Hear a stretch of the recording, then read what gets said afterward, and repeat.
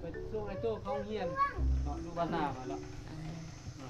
เอาอันมาเกี่ยวกันเลยค่ะต้นเจ้าอันนี้ปล่อยโต้แล้วพูดเจ้าพูด1 2 3 4 5 6 7เจ้า7 คนสายสเปดไปเธอเป่าหนึ่งเนาะเป่าเยอะนึงมากินหมดตัวร้ายตัวหนอจิบแก้วตัวจิบแก้วแมงโซยาซีสนอ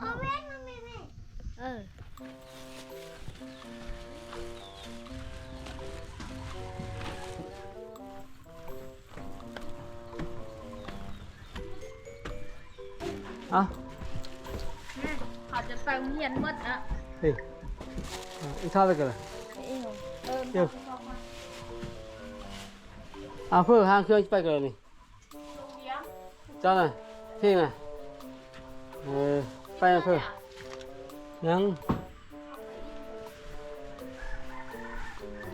ตัวไปเอาเคี้ยวกันไปเอาดูไหม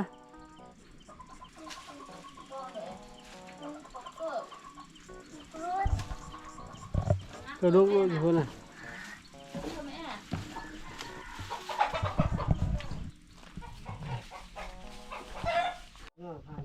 เส้นเลยจะนอน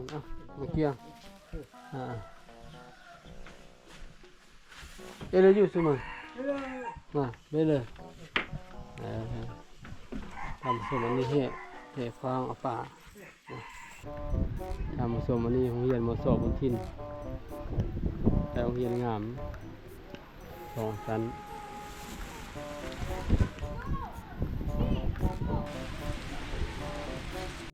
เรียนมาสอบบนทินป้าตัวนั้นเป็นอันน่ะขอพักเนาะแต่เราเรียนทันแล้วเจ้า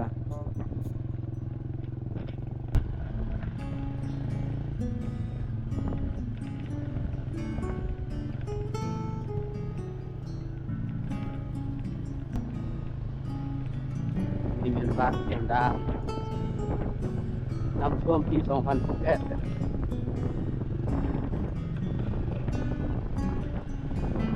นี่เป็นงานของหมอชุมชนของอันทัดของพวกที่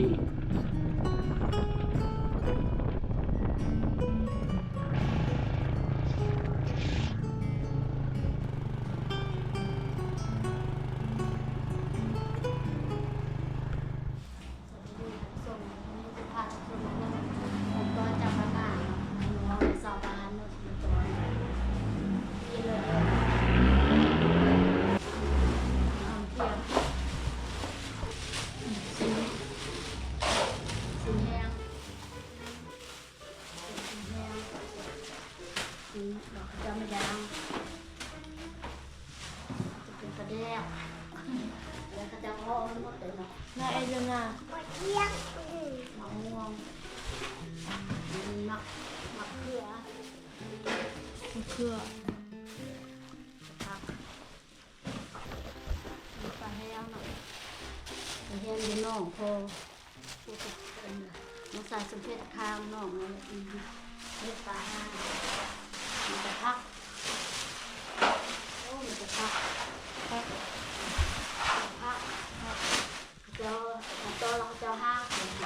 พักเป็นบอนหอมด้วยโลคามังงาจะใส่พักโอ้ยตอนมีดเดนเนาะมีดเดนกระตอนเนาะก็จะเลี้ยงได้ค่ะจะมีได้มีดน้องใหม่เป็นน้องจะเป็นคนเพื่อนน้องมันจะหอมเป็นน้องใหม่ของโป๊กเนาะเรียกเจ้ากระเฮือนเจ้ากระเฮือนเนาะเจ้าได้ทุ่งเก็บต้นเราไอ้น้องเพลงเพลงเดี๋ยวปันเดียวไล่เดี๋ยวทำเป็นเนาะต้นมูต้นพูตอนนี้กินเดียวกินที่เดียวกับบะหมดไล่เลย เจอบ่ให้มายามบ้านนี่ ดีเจอ มีตาไปยักมาเนาะมีตาไปปั่นเขาจะกินนะเละทุ่งแล้วนี่ก็ยากนะนี่มันมาได้ส้มพระเจ้าย่างอันนี้เนาะบ้านนอกมันบ่มีตู้เย็นใส่เนาะแต่จะย่างนี่ไว้กินได้โดนเนาะลาเอาลาบใส่มะเขือตัวนี้กับใส่อันนี้น้องไม้อันนี้ต้นก้นต้นก็ได้นะฮะสะโพกเนาะต้นมูเนาะมันลายกินหมดเนาะอันนี้ก็จะพูดกินต้นพอได้หรอต้นก้นต้นลีน่าป่ะเนี่ยต้นอาซาเด้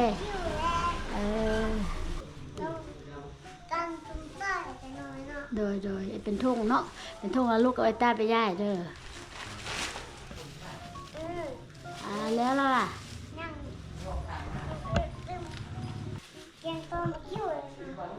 โดยไปชุดนี้ก็ได้เข้าอีกเนาะข้าวสารเอาหนึ่งเก้าปลายเนาะ80-90 กิโลแหละข้าวเจ้าตอนสั่งเด้สั่งแกงโบเฮ็ดปั้นเท่าเดียวเนาะจังเสมอกันเนาะได้เท่าไหร่โอ้ได้5 ขีดละลูกตื้มน้อยเฮงพูละโลเนาะน้ำมันนาสร้างกระโถเดียวเลยทำสมปั่นเองดู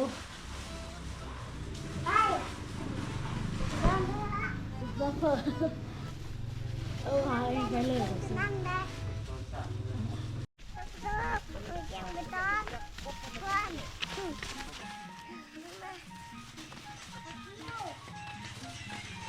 ไปอุ้มแม่หาแม่คิวไปอยู่อ่ะได้คิวได้เอาเกี่ยวมาตอนนี่ แล้วแม่คิวก็ได้เจเนอร์โดยเอาน้ำร้อนมากี่โมนาเกี่ยวมาตอนขับเจเนอร์ไอ้ผ้าดิตอนเมทุน่ามาโดยใต้โมนาตำฮุกว่ะ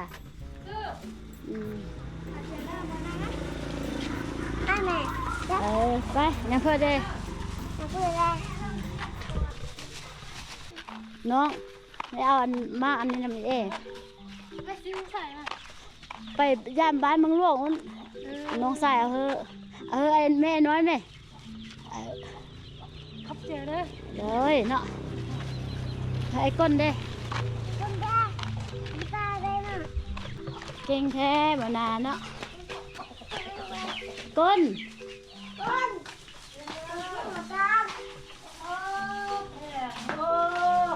น่าไปงอยมาไปได้เลยเนาะได้แต่มาเกียง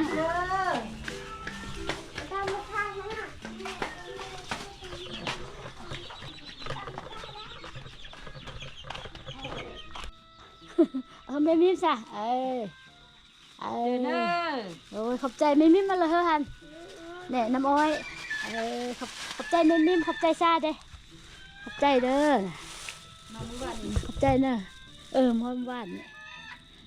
แต่จะพักชุบมานั้นมันทักให้แล้วมันฟ้ามาเฮือน่ะยังบ่เฮ็ดพักอันเลยพักอันเอกก็แต่จะพักชุบมาปันจุบกินฝากเครื่องบ่ค่อยฝากน้ำอ้อยมือเขาอ่ะ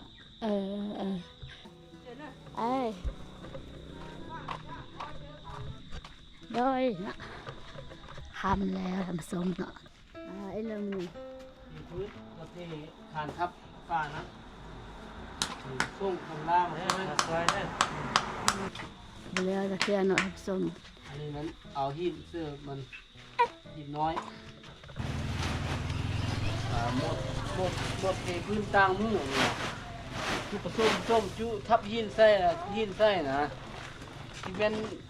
ประวัติศาสตร์ของโลกที่อันเก็บขึ้นหมดนี่เลิศถึงได้ทำหินเสื้อหันเป็นเลยที่มันน้อยแห่บุพงจน นี่แต่มันก้อนใหญ่ความทันสมัยการนี่ก็นี่เลย เบี้ยไปก็เลยนะ ตลาด ตลาดไปท่องเที่ยวอ่ะฮะนี่มักตกเหรอไปทางกองกันด้วยลูกสุไปป้นบ่หันสุไปแม่สุคอยสุเนอะ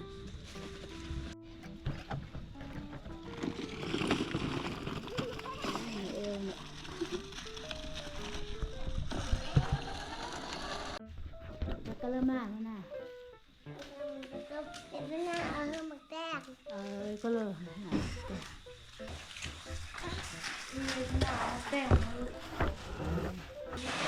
สุกเลยข้าวลูกตา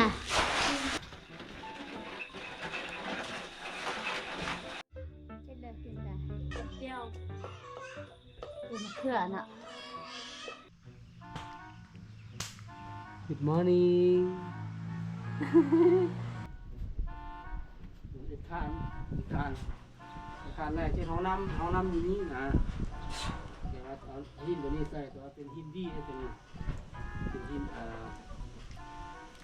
นบริษัทเอาแล้วมันเลือดนึงจะเอามาใส่จะไปใส่เล็กเลย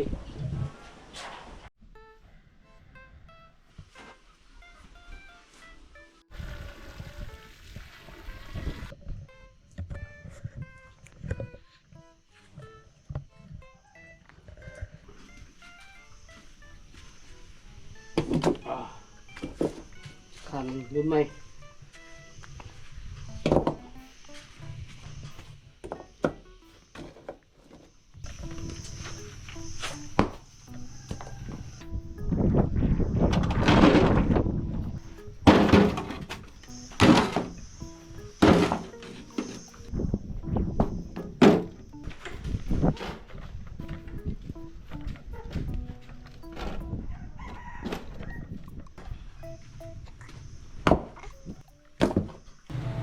บาดประตูเนาะ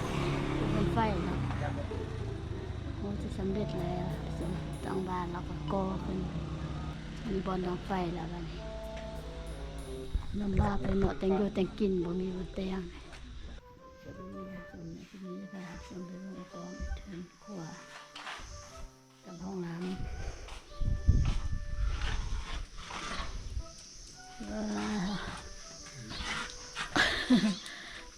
นอนตื่นมาไม่ได้ทำนี้ ห้องน้ำเป็นครัว น้อยเนาะจังเนาะเป็นประเด็นขับแคบเนาะก็ยังไงไงอยู่ มันแต่แบกป้ายนั่นเด้ ของฟันของค่อยใกล้จะเป็นจริงเนี่ยเนาะมีวันแต่งกินน้อยก็ยากมันสะอาด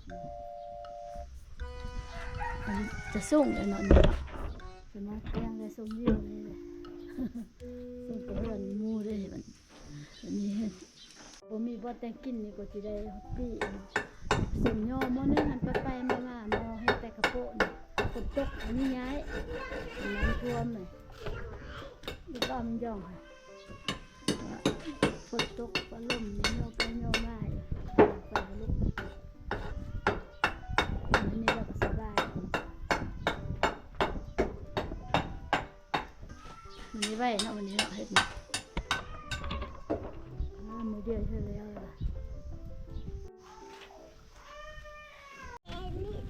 ไปกันเลยใช่ตากันแม่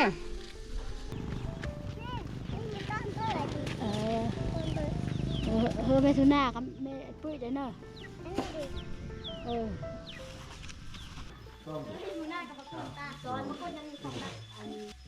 กูเรียนเลื่อนเล่ายังคิดรถที่ป่ะน่ะยังคิดรถที่ป่ะเป็นหรอเป็นได้รถได้เข้ามาอีกก่อนลงก่อน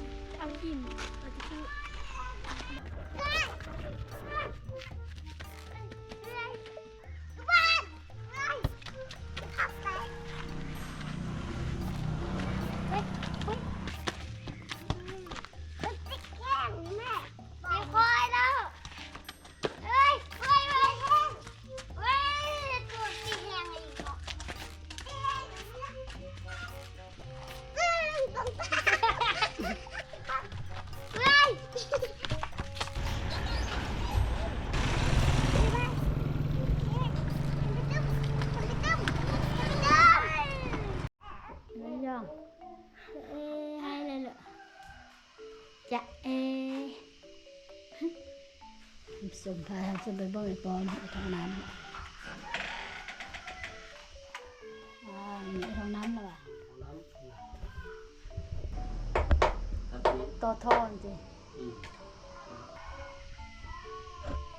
น้ำกบแล้วฉันนอนดึงยกมือก่อนทำสม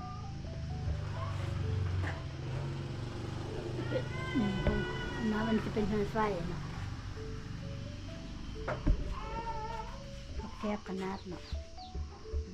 ดินจำกัดแต่ภาษาแพงรู้ออกให้ใช่แพง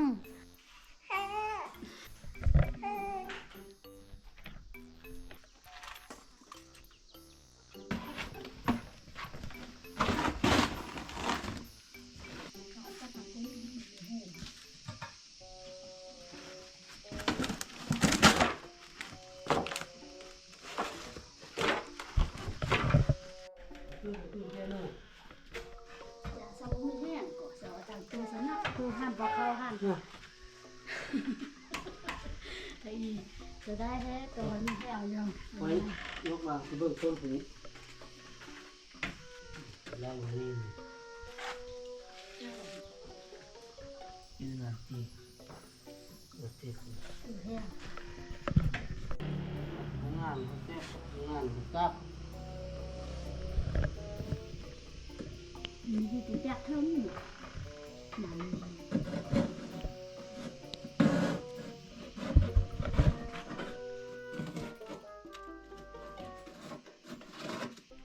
ลงเยอะ สุมาจะแก้เลยแล้วไข่บุ้งเลยแก้กินแก้นี่ก็จอดเก้า